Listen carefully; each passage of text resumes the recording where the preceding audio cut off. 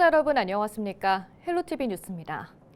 지난 주말 양주에서는 지역 대표 축제가 진행됐죠. 시민과 관광객이 함께 즐긴 천만송이 천일홍 축제가 올해도 성황리에 마무리됐습니다. 축제 이모저모를 김신혜 기자가 취재했습니다.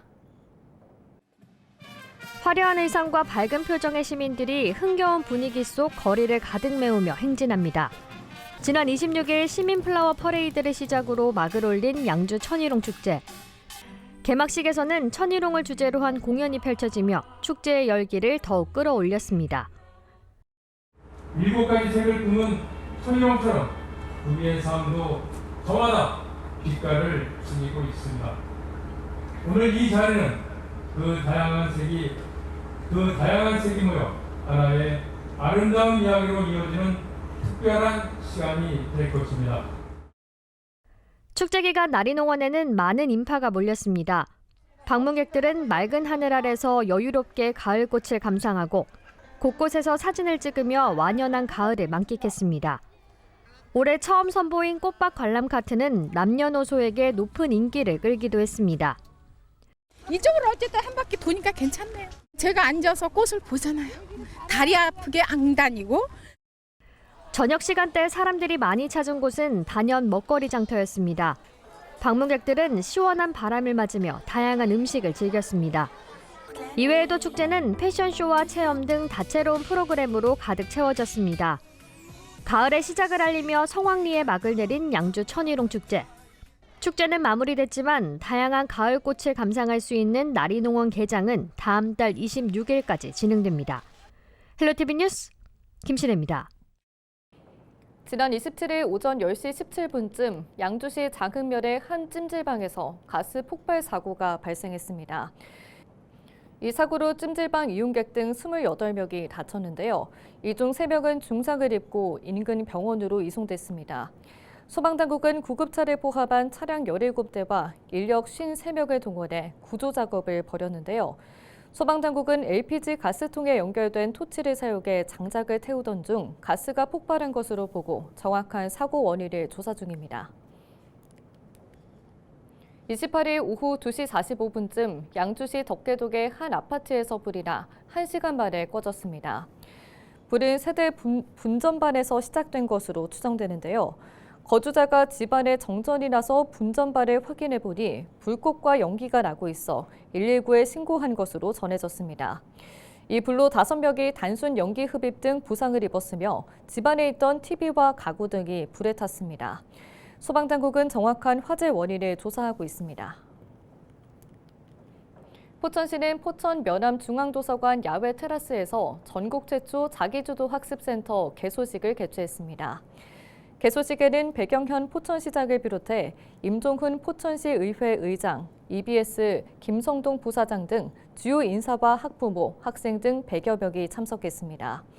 공식 축사 대신 참여자 모두의 목소리를 담을 수 있는 라운드 토크를 마련해 자기주도 학습센터에 대한 기대와 의견을 자유롭게 나누기도 했습니다. 포천시는 이번 개소식을 계기로 자기주도 학습센터에 다양한 맞춤형 학습 프로그램을 도입해 학생들의 자기주도적 성장을 지원하고 인근 학교 등 교육 자원과 함께 연계해 교육 거점 시설로 발전시켜 나갈 계획입니다. 의정부에서 반환 공여지인 캠프 레드클라우드의 활용 전략과 개발 방향을 논의하는 자리가 마련됐습니다. 지난 26일 의정부시와 박지혜 국회의원이 공동으로 주최한 전문가 토론회가 열린 건데요. 이날 토론회에서는 CRC 개발을 위해 국고보조금 지원 대상과 지원율 확대가 필요하고 토지 매입 비용이 강화되어야 한다는 의견이 나왔습니다. 의정부시는 관련 제도 개선을 지속적으로 건의해 CRC가 첨단 산단 중심지가 되도록 최선을 다하겠다고 밝혔습니다. 양주시가 다가오는 추석 연휴 동안 2025년 추석 연휴 생활 폐기물 관리 대책을 추진합니다. 추석 연휴 기간인 10월 3일부터 9일까지 모든 생활 폐기물을 오는 10월 4일과 7일 이틀간 수거하고 연휴 기간 발생하는 생활 폐기물로 인해 시민들이 불편을 겪지 않도록 할 계획입니다. 중국 출장에서 복귀한 김동연 경기도지사가 긴급회의를 열고 정부 온라인 시스템 마비 사태에 대한 경기도민의 불편을 최소화할 대응책 마련을 요청했습니다. 김 지사는 지난 28일 오전 경기도청 재난안전대책본부 상황실에서 김성중 행정 1부 부지사와 최용철 소방재난본부장 직무대리, 이종돈 안전관리실장 등 관련 실국장이 참석한 가운데 경기도 정보시스템 긴급조치 상황 점검회의를 열었습니다. 경기도에 따르면 경기 주거복지 포털 등 나머지 26개 서비스는 이상이 없는 것으로 조사됐습니다. 도는 경기도 홈페이지 등을 통해 중단된 서비스와 대체 창구를 안내하고 있으며 국민신문고 장애복구시까지 120 콜센터 비상 근무를 실시합니다.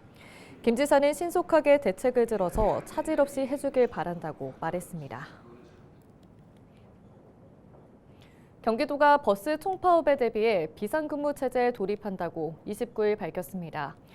경기도 버스 노조는 9월 30일 최종 협상 결렬 시 10월 1일 첫자부터 총파업에 나선다고 예고했는데요. 도에 따르면 현재 노조는 공관관리제의 경우 서울시 수준의 임금 인상, 민영제의 경우 탄력 근로제 연장 반대와 1일 2교대제 전환 등을 요구하고 있습니다. 노조는 9월 30일 경기지방노동위원회 최종 조정회의까지 결렬되면 도내 전체 시내외 버스 약 80%가 파업에 참여할 것으로 추산하고 있습니다. 도는 조정시한 만료 전까지 최대한 노사 대표를 설득하는 한편 파업에 대비해 비상수송대책본부를 구성해 24시간 비상근무 체계를 가동할 예정입니다. 특송화물을 이용해 액상필로포를 밀수입한 태국인 여성들이 검찰에 넘겨졌습니다. 인천공항세관은 마약류 관리에 관한 법률 위반 혐의로 지난 7월 태국 국적의 불법 체류자 30대 여성 2명을 구속 송치했다고 밝혔습니다. 세관은 지난 7월 초 태국발 특송화물에 대한 정밀 검사를 통해 화장품 병 속에 은닉된 액상필로폰 32.67g을 적발하고 즉시 수사에 나섰습니다. 수치 장소 주변을 탐문 조사해 해당 주소지가 고시원 건물임을 확인하고 건물 앞에 놓인 택배 상자를 수취하던 30대 태국인 여성 A씨를 현장에서 검거했습니다. 또 공범인 30대 태국인 여성 B씨 역시 파주 소재 거주지에서 긴급 체포했습니다.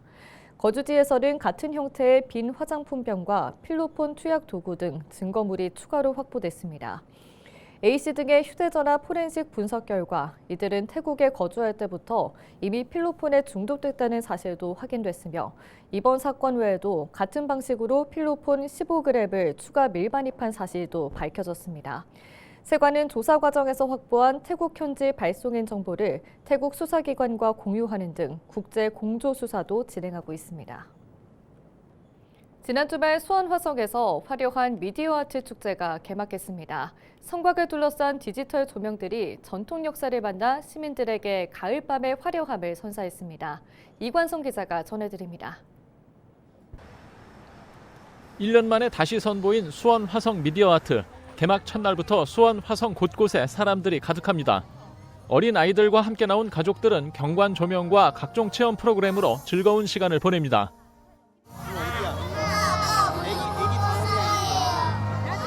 수원 화성 미디어 아트의 볼거리는 단연 성곽을 비추는 디지털 조명입니다. 수백 년 전 쌓아 올린 성벽에 화려한 영상들이 어우러져 웅장한 전통문화 예술 작품을 마주하게 만듭니다. 성곽 위를 걷는 것도 이날만큼은 특별한 경험입니다. 화섬은 미디어 아트 본무대에서는 공연형 미디어 아트로 화려함 그 이상을 경험할 수 있습니다. 세계문화유산과 디지털 기술이 만나 사람들의 눈과 귀를 빠져들게 만듭니다.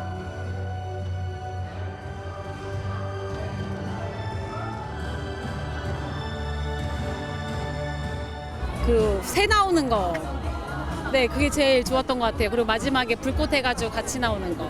해마다 한다고 들어가지고 매해 지금 오려고 일단은 처음이라서 애들한테 먼저 보여주고 싶어갖고 첫날 온 거거든요. 수원 화성 미디어 아트는 전통문화 콘텐츠가 낯선 시민들에게도 특별한 경험을 선사합니다. 한국 전통은 계속 했으면 좋겠어요. 사물놀이 같은 거? 네, 이렇게 머리 해가지고 이렇게 돌리는 거 있잖아요. 그거 전통. 상모놀이. 맞아요. 그리고 그 사자를 입혀가지고 하는 거 있잖아요. 그런 것들 한국 문화유산 그런 것들 했으면 좋겠어요. 2025 수원 화성 미디어 아트는 10월 12일까지 화서문과 장안문, 창룡문과 팔달문 일대에서 화려한 빛을 선보입니다. 헬로티비 뉴스 이관서입니다. 아카데미 공식 지정 국제영화제인 제27회 부천 국제 애니메이션 페스티벌이 다음 달 24일 개막식을 시작으로 닷새 동안 부천 일대에서 열립니다. 이번 영화제 상영작은 31개국 115편으로 CGV 부천을 비롯한 한국 만화박물관 등 5개 극장 8개 스크린에서 관객들을 만납니다. 올해 장편 경쟁작은 프랑스 작품 리틀 아멜리 등 9편으로 개막작은 아오키 야스히로 감독의 차오가 선정됐으며 이집트 왕자 감독 브렌다 체프먼 감독이 심사위원작을 맡았습니다. 영화제 홍보 영상인 공식 트레일러는 전통 만화 속 호랑이를 주제로 지난해 비프 2024 단편 대상을 수상한 아나스타샤 팔렐레예바 감독이 제작했습니다. 또 영화제 기간 동안에는 애니메이션 콘텐츠 마켓을 비롯해 야외 상영회, 부천 피라모닉 오케스트라 애니사운드 등 시민 참여 행사가 이어질 예정입니다. 세계 5대 영화제에 출품됐던 수상했던 애니메이션들이 다 들어와 있는 지금 상황이고요. 그리고 아시는 것처럼 아시아에서 이렇게 애니메이션만 하는 영역으로 해서 100여국에서 3,000편 정도의 영화가 들어오는 그 영화제는 정말 유일하다고 저는 자평하고 있습니다. 행사 기간에는 113편의 영화가 상영이 될 예정이고요. 2025 인천국제재난보건력 지도자 포럼이 송도 컨벤시아에서 열렸습니다. 인천국제재난보건력 지도자 포럼은 지난 2021년 첫 회를 시작으로 매년 인천에서 열리는 국제포럼으로 동북아 및 동남아 지역을 포함한 전 세계의 지방정부와 국가정부 관계자, 기술 전문가와 국제기구 관계자들이 한자리에 모여 논의하는 자리입니다. 올해로 4회째를 만든 이번 포럼은 지속가능한 미래를 위한 글로벌 재난위험 경감 협력 강화를 주제로 진행됩니다. 23개국 도시대표와 연구원들이 참여한 이번 포럼은 재난 경감을 위한 샌다이 프레임워크와 지속가능 발전 목표 2030 의제의 이행을 가속화하기 위한 국제협력과 글로벌 로컬 파트너십 강화를 중점으로 다뤄집니다.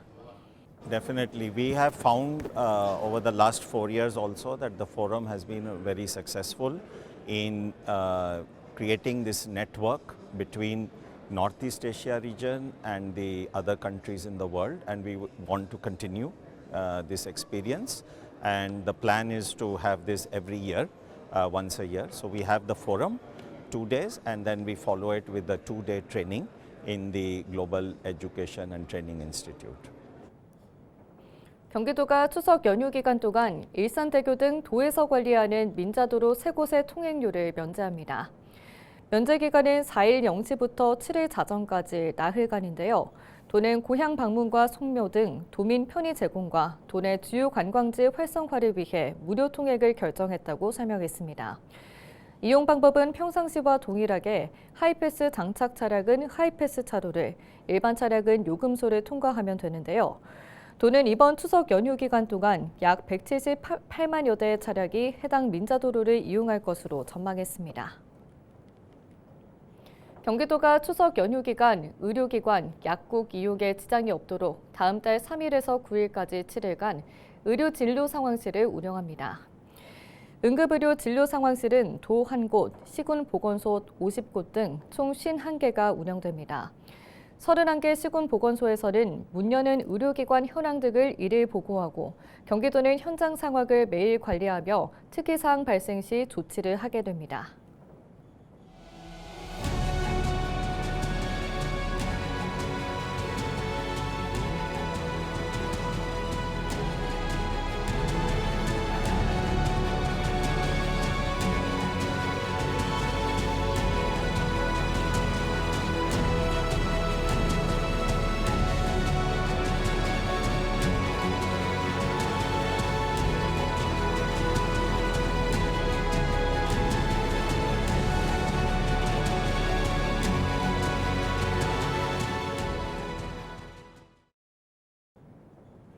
이상으로 뉴스를 마칩니다. 시청해주신 여러분 고맙습니다.